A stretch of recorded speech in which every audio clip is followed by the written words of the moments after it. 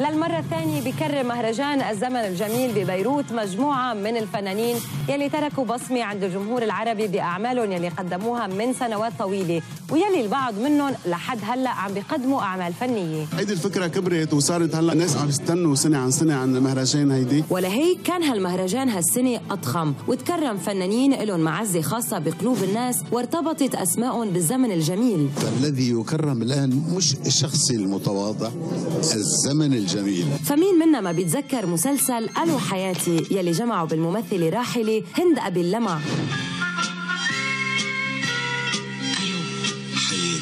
ومين منا ما بيتذكر أعمال عبد الحليم حافظ، فريد الأطرش وصباح وغيرهم. ما كانش من فراغ إن الناس دول على القمة إلى الآن 40 سنة على رحيل عبد الحليم حافظ، وهو ما زال معانا في قلوبنا وفي عيوننا. وعلى ذكر عبد الحليم حافظ ما فينا ننسى أول رقصة لنجوى فؤاد قدامه على أغنية قولولو.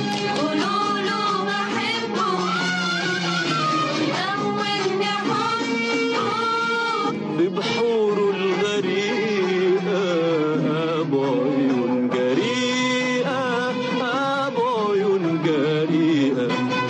دي كان أول عمل ليا، كان يمكن عندي 15 سنة فيها. أنا كنت رايحة كومبارس وخدوني وأنا كنت فرحانة، بس كل ما يقولوا ستوب أنا أفتكر أنا اللي غلطت فعيط أبوظ التصوير زيادة. المهرجان كرم فنانين حرصوا على الحضور رغم وضعهم الصحي، مثل صلاح تيزاني الشهير بأبو سليم ويوسف شعبان. فايق من أزمة صحية كده وجت في وقتها التكريم ده، حسسني فعلا إن أنا موجود وحسسني بمشاعر الناس، الحمد لله. لكن حضور فاروق الفيشاوي أثار بلبلة من بعد ما أغضب الصحافة بطريقة تعامله معهم ورفضه لإجراء أي مقابلات.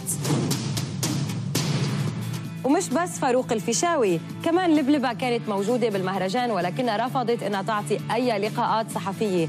اما بوسي شلبي اللي كان من المفترض انه هي تقدم الحفل فاعتذرت بسبب وفاة والدتها، وطبعا تعزينا لها الله يرحمها.